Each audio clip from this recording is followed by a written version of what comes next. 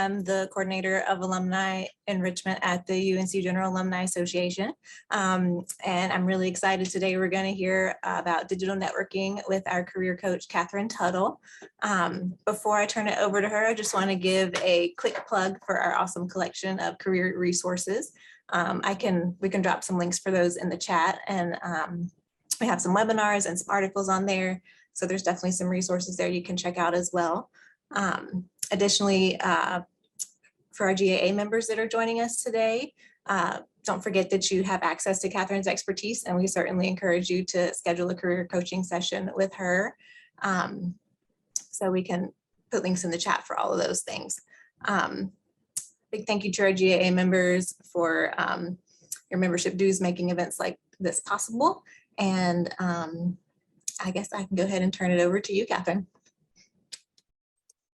Great, thanks so much. I'm happy to be here. Again, I'm Catherine Tuttle. I think a lot of you are familiar with me, either having had a session or maybe you've watched some of the other webinars, so I won't spend a ton of time on myself. We'll just dive in to digital networking and how to make the most of your LinkedIn profile. I have a few slides that I'm going to run through because I want you guys to have something to go back to and reference, specifically, a message to send when you're connecting with someone. But I'm also happy to pull up my own LinkedIn account and demonstrate anything that you may be interested in learning more about, and definitely open to questions. So there's plenty of time for that at the end. So let me get my slides to advance. There we go. So why LinkedIn? I know a lot of you know why, right? And many of you may already be on the platform. I do have a lot of folks who maybe are unsure about like the security. They don't want their profile visible, and there are options there, and I'm happy to walk you through that.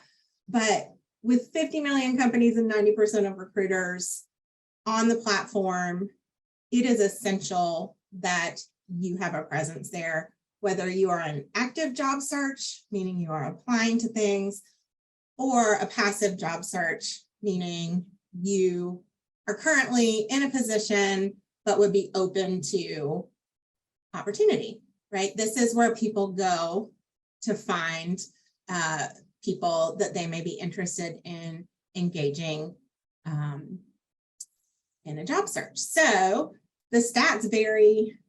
I've seen as many as 6 people are hired through LinkedIn every minute, but it is the place to be for employers who are seeking talent.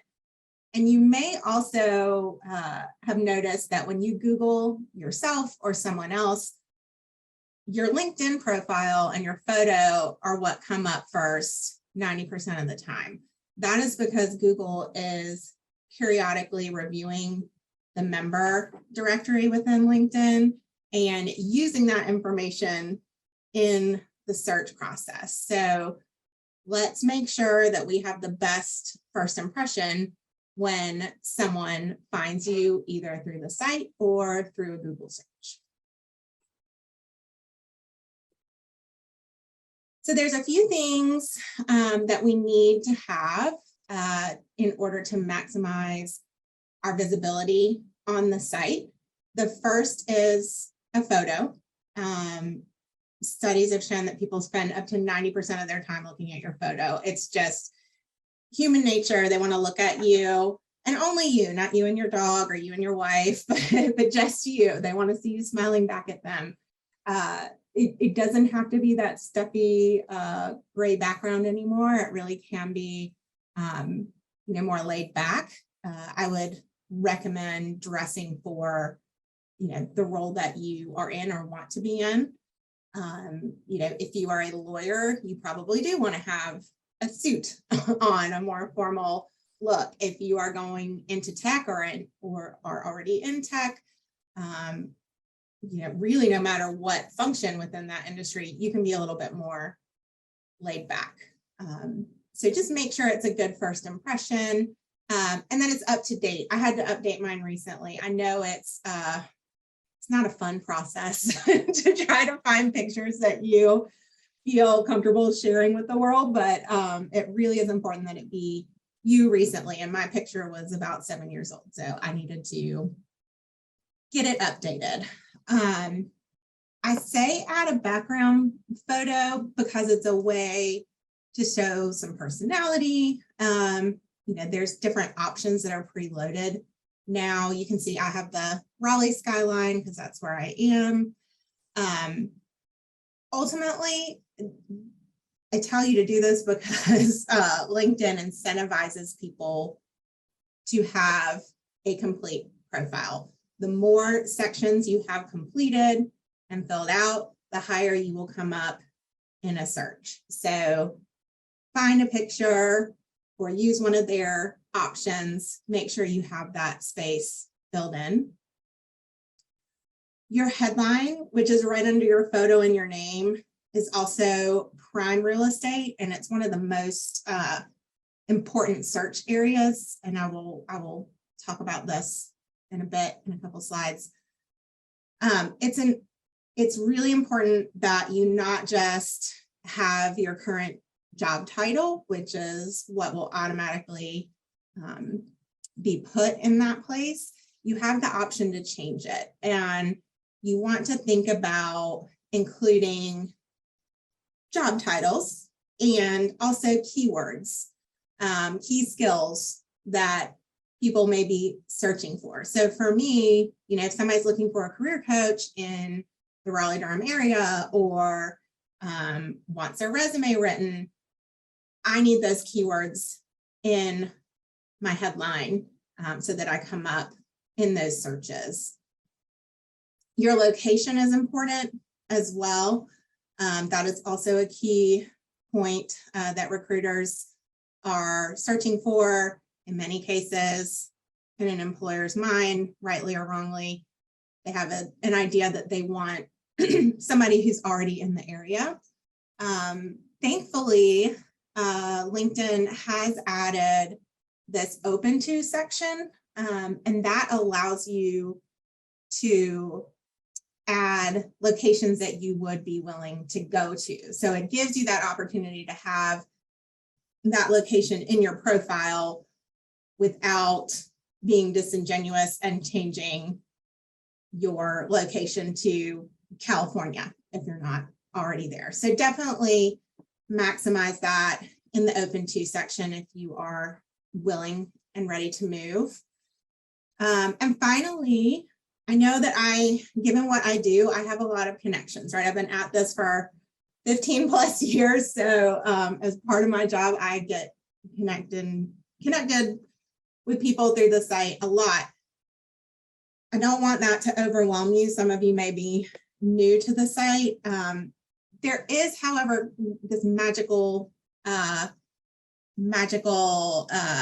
of tipping point that is 50 connections. So when you get to 50, it will open up what you are able to see on the site and how visible you are to recruiters and hiring managers, and just for people in general. So make sure that you kind of work towards that as your goal and then keep adding. The more, the better. The more connections you have, again, the higher you come up in a search. This is another thing that used to be just to show kind of some savvy with the site, but you can actually edit that URL. You'll notice when you sign up, you're given this URL that's your name, and then a series of letters and numbers that are completely random. At the top right, when you're on your profile, you can click on Edit Public Profile and URL. Basically delete those numbers and letters. It will give you a more concise version to use on your resume, business cards, anything else that you would want to include. And if, let's say, Catherine Tuttle is already taken. That is why in my case, I have Catherine Finch Tuttle. So you can play around with adding your middle name or middle initial, but get rid of all those numbers. And now that actually improves your ranking in a search because it's showing that you're using the site and know how to kind of move around within it. Okay, so I'm talking about searches and I'm talking about keywords. What the heck are those? So let's dig in to that a little bit. On our last webinar, we were talking about applicant tracking systems and the importance of keywords in resumes. This is very similar. So when recruiters or hiring managers are on the site and they're searching for candidates to fill open positions, they are looking for keywords, right? Now on LinkedIn, the most important space is your headline and your job title. Those are the most searched areas by recruiters. So how do we figure out what these words are? The first thing I would suggest is to look at postings on LinkedIn that represent the jobs that you are looking for, right? Look at those and hone in first on those preferred and required competencies and see where there's overlap between the postings. And then also look at the words that repeat within that job description. Those are the words that are being searched for by recruiters. So let's say, for example, you're in marketing, brand management, market research, distribution channels, strategy. These are keywords within many of the job descriptions. There are also softer skills that are being searched as well: cross-functional collaboration, leadership, communication, etc. So make sure you understand what the mix is and try to weave those into your headline and then sections below that. We want those words to show up throughout your profile. And I get that the fact that employers search by job title is frustrating because job titles can vary based on a company, based on an industry. You know, a marketing manager, a marketing director, a brand manager in different organizations, that could be the same role, right? It just depends on their HR strategy and how they've been labeling job descriptions. So in order to try to weave those in, but not change your job title, because we don't want to be disingenuous in the professional experience section, we can weave those into your headline. So for example, in this case, I'm taking some of the job titles and some of the keywords and putting them into a headline. So marketing director, marketing manager, brand strategy and management across distribution channels. So we're maximizing the chances that even though maybe we're a marketing director, but would be open to marketing manager roles because that's really more closely to what you're doing, then we can include those in the headline. And then further down in the professional section, you know, include what your actual title is. And I'm happy to answer questions throughout. I'm just talking. So if anybody wants to chat something in, I'm happy to address things as we go. I'm sure Audrey is keeping an eye on that and will interrupt me if anyone has a question. So far, we just have a question about, it's more directed for the GAA, but if any recommendations for a headshot or photographer service for those pictures. Yeah, so I would say definitely you could do a Google search in the area and see if, or I would ask friends and family. It doesn't necessarily have to be a professional photographer that takes your picture. Now, if you're doing family pictures for the holidays, which a lot of people do, maybe ask the photographer to like get a couple of you off to the side. Also, these teenagers with their phones and filters and iPhone portrait mode, like you can probably get a really nice photo just from that. So, you know, maybe a friend could take a few for you. You know, I don't have anyone that I would recommend specifically, but, you know, try it on your own. And if you can't get it, then maybe put a note out to your network. So additional sections within your profile, the about section has become much more important. It used to be called summary, now it's about. This is an opportunity for you to tell your story in the first person. This is something that's changed pretty dramatically over the last 5 years. It's gone from kind of the resume third person type of description to, you know, a personal account. You know, what do you do and why do you do it? And what difference do you want to make for an organization? You know, the further people are going down in your profile, the more they're going to scan versus read. You know, they will likely read your headline and they're going to start scanning from there. So use short, concise paragraphs, you know, to break it up and make it easy to read. And I often encourage people to add a few, you know, select accomplishments or highlights to show those tangible results right up at the front. So maybe some projects that you're particularly proud of, some results that you were able to achieve that you feel like represent what you can do, pull those up and include them in that section. Then we go down to the experience section, where really the last 10 years in your last 2 jobs are the most important.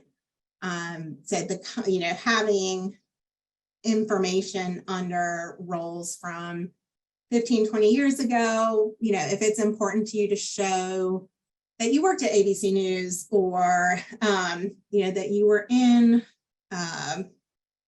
marketing before and are now wanting to get back into marketing, you can certainly include those experiences, but you don't necessarily need content under them. It's similar to the resume in that way.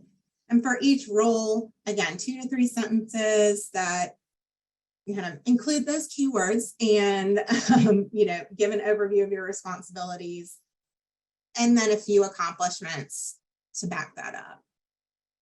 Education, they go back and forth on letting you include your graduation year, not include your graduation year.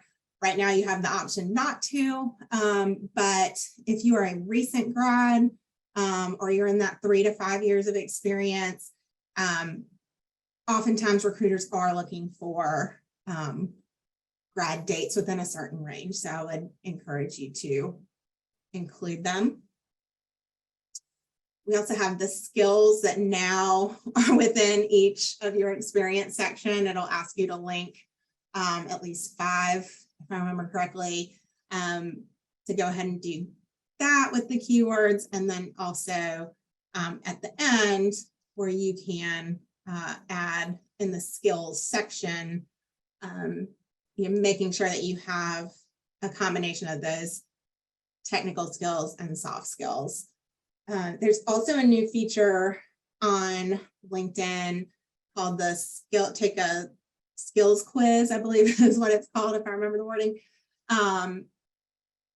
This is mainly important if you are going into a job where there's a certain technology that you're expected to be proficient with, whether that's Excel, Salesforce, Adobe InDesign, Six Sigma process, like those kinds of things. If those are required or preferred, in the work that you would like to do, you can take this skills quiz, and based on your performance, you get a badge. I think you have to land in the top 20% or something like that. You get this badge that says, yes, LinkedIn has verified that they are good at Excel, right? And that helps. It does now also affect where you come up in a search. They keep adding these things and trying to incentivize people to use them. So again, if there is a technical skill that you want to showcase, this is a good way to do it. And then there's a host of other sections. If there are things you want to add and can add, again, I would encourage you just to maximize the profile, especially if there's a language ability, volunteer work that maybe aligns with what you want to do. Definitely include those things as well.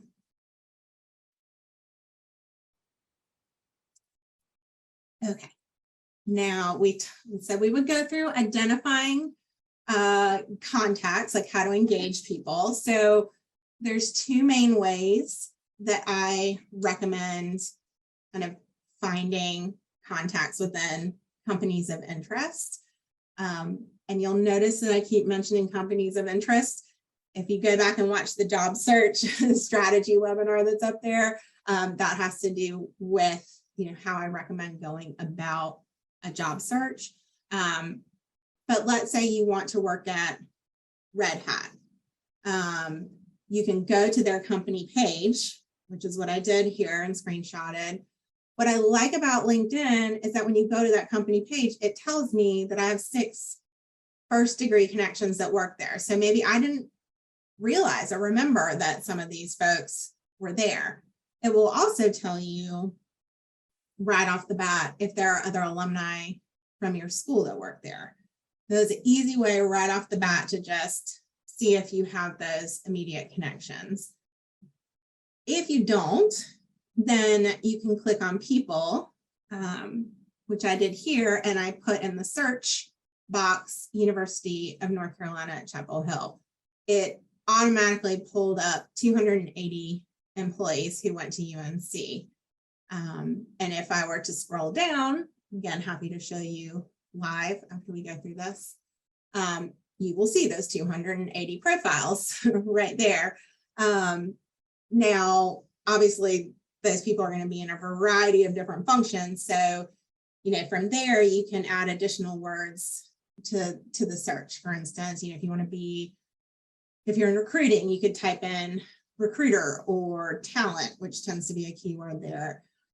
If you are in marketing, you could type in marketing. And again, it would continue to narrow that search and show alumni who are working in those roles within a company. Now, LinkedIn, like any other technology, search results can vary. So I always suggest searching a couple different ways. It's funny how you can get different results sometimes. So in this case, you can go to UNC's page. And if you have multiple degrees from other institutions, then I would do the same thing with those. But if we go to UNC's page on LinkedIn, and this is not the GAA group, this is UNC's page, and we click on alumni, it will show us the 214,000 alumni on LinkedIn. And then it will tell you where they live and where they work. So let's say you want to move to Charlotte, then I can quickly click on Charlotte, and then it will change the employers associated with that location. In this case, let's say, you want to stay in the triangle, then you could type in a specific company name. So you could type in Red Hat to see if you get a different result. You could type in GlaxoSmithKline. You could type in whatever the organization may be, and it will pull up alumni within that organization. On the flip side, if you don't necessarily know what organization you want to work for, but you want to be in marketing in Charlotte, then you could click on Charlotte and then type in marketing, and it will pull up those alumni there. So there's a lot of different ways to delve in and find people that are doing the things you want to do and working in the companies you want to work. So what the heck do you say when you reach out to them, right? That's often a question that I get. People are like, are they really going to respond? Like, is really okay? I don't want to bug people, all that stuff. Please don't worry about that. I was on a call with an alum a couple weeks ago, and we found some folks that he wanted to reach out to, and he's like, I just don't know, like, this is nerve-wracking. I'm like, okay, let's write something together. We're going to send it. I'm just going to like rip that Band-Aid off. And he was so nervous. 5 minutes later, he gets a ding. I wrote him back. It's like, happy to connect. Oh my gosh, I would love to talk to a fellow Tar Heel. It was so lovely because he went from being just petrified of this process to like putting himself out there and talking to folks. And that's how he ended up finding a couple opportunities that he's interviewing for now. So it's just something that people do these days. And if they don't want to help, they won't write back. Let it go and move on. If they respond, they want to help you. So the key is writing a personalized message to folks. So you only have 300 characters. So it's short, but you can maximize that, that message. So the keys are, mention the shared connection, whether that's a person or your university, maybe a group that you're both in, how you found their profile and why you're reaching out. So this would be an example where, you could reach out and say, hey, fellow Tar Heel here. I've been in, an agency setting for 10 years, but I'm thinking about moving to in-house. I noticed you made that transition. Would love the opportunity to talk with you about your experience. So we send that off versus I want to add you to my network. And hopefully with the personalized message, the person will accept your request and write you back. Now, sometimes they don't. Sometimes they accept your request, but they don't write you back. And that is oftentimes because people are busy, people are distracted. It takes you, it takes you back to your messages. It isn't necessarily like pulling that right back up. So my suggestion is to monitor. You'll get an alert when they accept your request. Give them a day or two. If they don't write back, go back and either send a message through LinkedIn. Thanks so much for connecting. Really would love to pick your brain. Or once you're connected to them, when you go to their profile and click on contact information, you'll be able to see their email address, which would not have been visible if you weren't first degree connections. So you could just take it off LinkedIn and go right to their email that they're likely checking more often. One thing I just want you to be mindful of is that a lot of people are doing this on their phones. I think, what was it, 60% of LinkedIn usage is on a mobile device. I mean, that's just, the way we live and work these days. So if you're on your mobile device and you're looking through, potential connections, like I pulled it up on my phone earlier and just was scrolling through.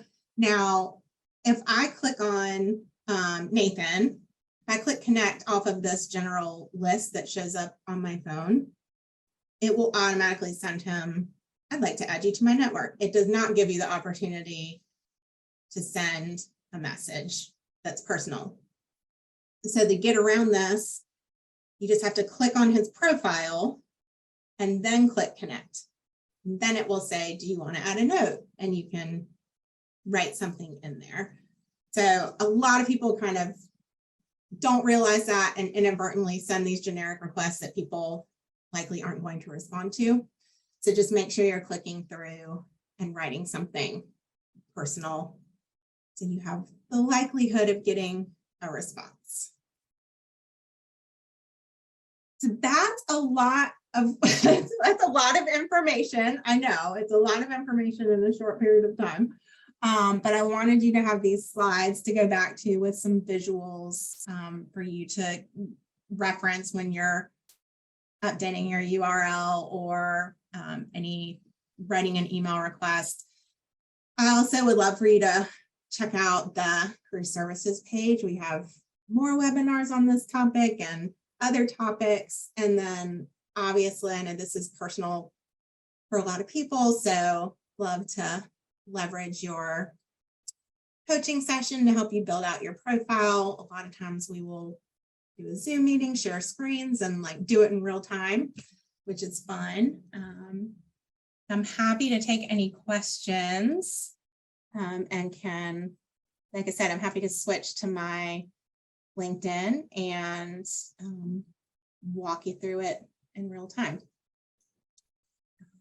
I know we had a couple pre-questions sent, so I can start there, and then you can kind of type them in as you think of them. So I'll share, this is my profile. One of the questions we got was about the open to section that I was talking about earlier that's right here. And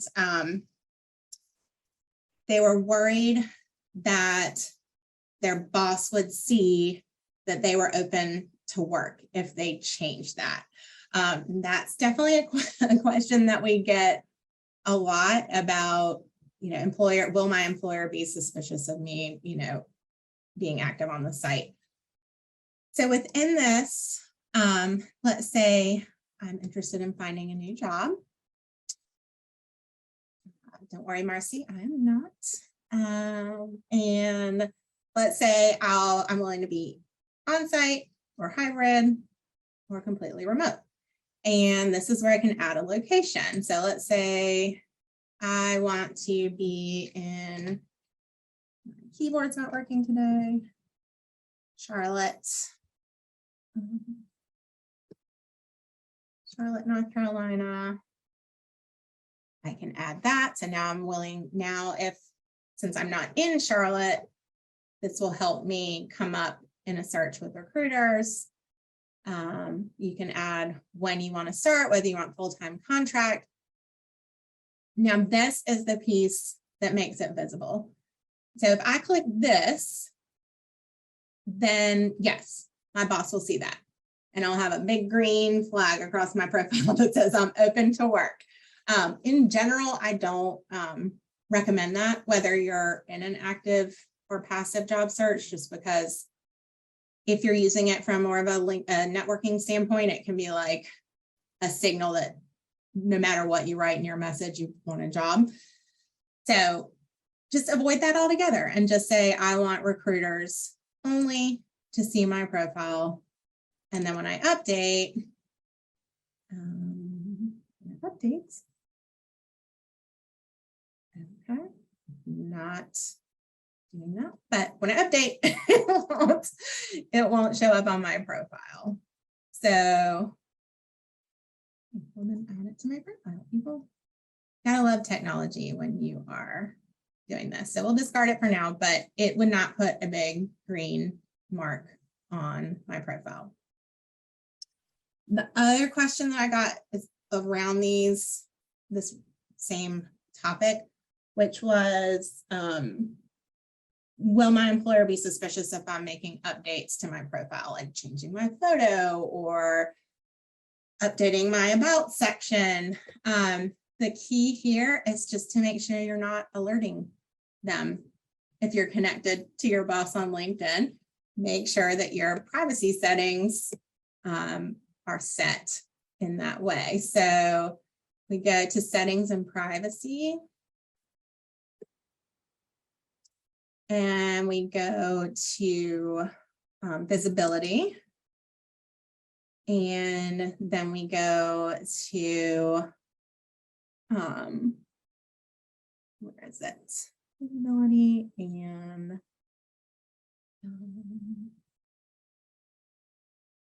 then activities, share profile updates with your network. Make sure this is off.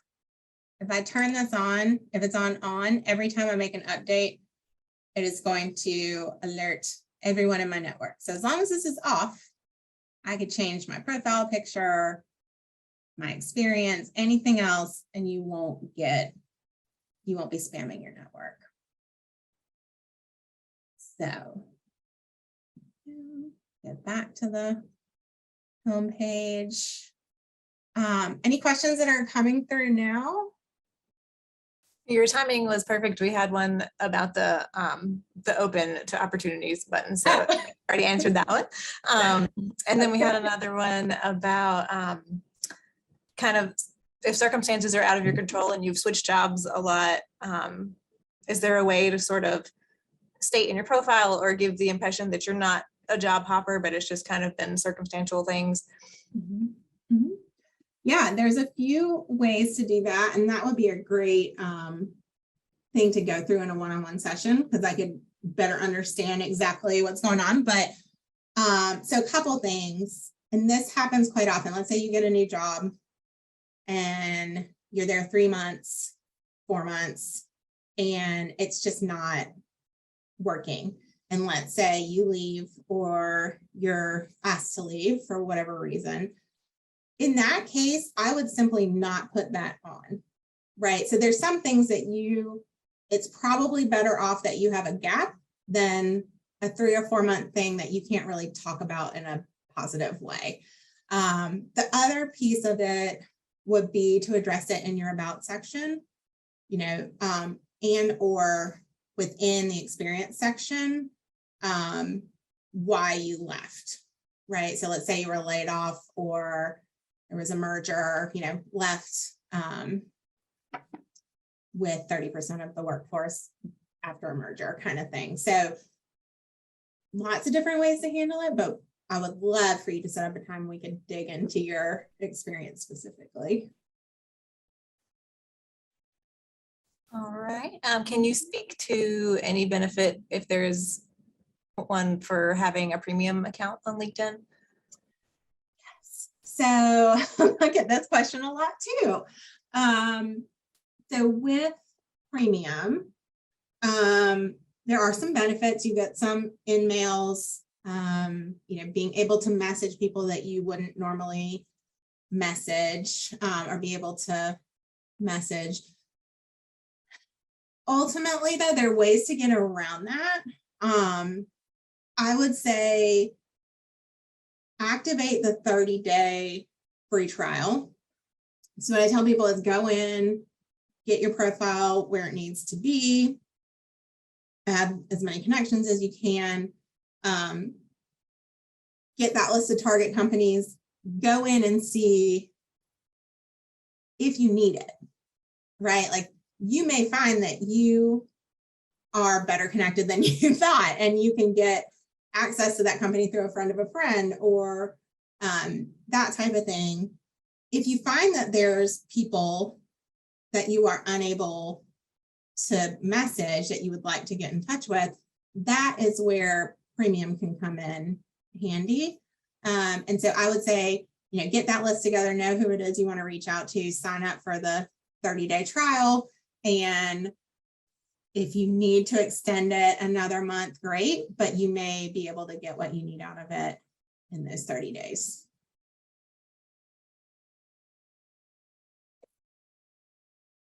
And while are there any other things? Because I can also show a trick for connecting with people that you aren't necessarily able to message. We had a couple more. Is there a section where a resume is posted? There is. You can certainly add your resume. It's in an add a profile section. Here, you can add it in. I don't know that it's as important. I think it's good to have, but it's not from a keyword standpoint. It's really within your Hi, this is Marcy. I've been sort of here in the background chatting with a few folks with questions. Uh-huh. And I am going to add just a stamp of approval to what Catherine just said about uploading the resume. And just remember to keep in mind that as much hard work as it is, you should kind of be customizing your resume for every role, particularly with the systems out there that weed people out for different resumes. So, you don't want a recruiter to see one resume and it not be the resume that you would actually want to send for a particular role they're talking to you about. So I would also discourage that a little bit, because then it allows you to sort of control your own narrative when you're getting ready to apply. That is a fantastic point. Told her before we got on, she always has fantastic additional comments.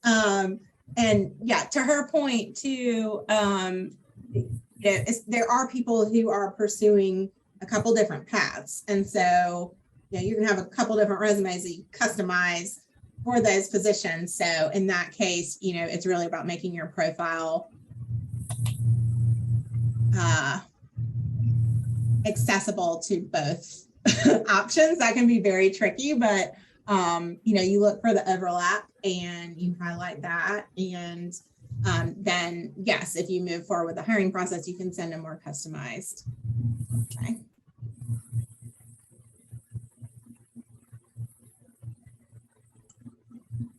Other questions? We had one more question in the chat. And you're applying through LinkedIn, a cover letter is required, and they were asking if somehow you can work around that. If a cover letter is required, I would always, or even optional, I would always submit it. I know people hate writing cover letters. We've got a couple samples online if you need a little inspiration. But no, you really want to. If nothing else, they are going to look to see if you did it, because it's too easy these days through Indeed and everything to just send off applications to stuff. So I would discourage you from trying to get around it.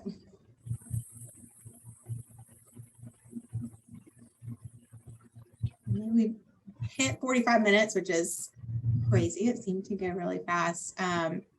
If happy to stay on and answer more questions. One quick tip to the point about LinkedIn Premium. If you are members of the same group, that allows you to message somebody even if you are 4th, 5th, 6th degree connection. So that's a little trick a lot of people don't know about. If I go down here and click on the GAA group, for example, right here, it'll say, all these members, show all. So if you know the person's name, you can type it in here. And like you can see, even this 3rd degree, I'm able to message him directly, which I would not be able to do if I had come across his profile outside of the alumni group. So if you are on somebody's profile, so for example, if I go to Marcy's here, obviously we're 1st degree connections, but when we click on her, it's going to show me right here, we're both members of the group. So let's say you were searching, Marcy came up, you can simply click on here and click here, type Marcy's name in, and you'll be able to send her a message directly. So quick, one last tip before we go off. That's a great way to be able to expand your reach here. And again, I will put up the alumni coaching slide here. And it's letting me, gosh, technology is not my friend today. So the email is alumni careers at unc.edu. Please reach out, send me, send a note, and would love to have some one-on-one sessions with you all to help navigate this or any other part of your job search. Thanks. There I'll we put, go. I'll put a link to the career coaching in the chat as well. Awesome. And maybe we'll give a little bit more time in case anybody has any last minute questions. But And Catherine, this is a great flag. We had some email overhauls here recently, and I think your email address still works, the alumni careers at unc.edu, but and I'll test it very shortly, but I am certain that alumni careers at gaa.unc.edu works. Both may still be, they're sort of aliases that end up going to whomever is connecting people, which for right now is me. But if you would update any of your future stuff so that we know for certain nobody gets lost in the shuffle. Yes, for sure. And if nothing else, connect with me on LinkedIn if you don't get a response, and I will loop you in. But yes, so alumni careers at gaa.edu. Is that what you said? Perfect. Alumni careers at gaa.unc.edu. And I did confirm they both work, but the GAA one I know will always work. The university has been doing something with email addresses. And so, but right now they both work.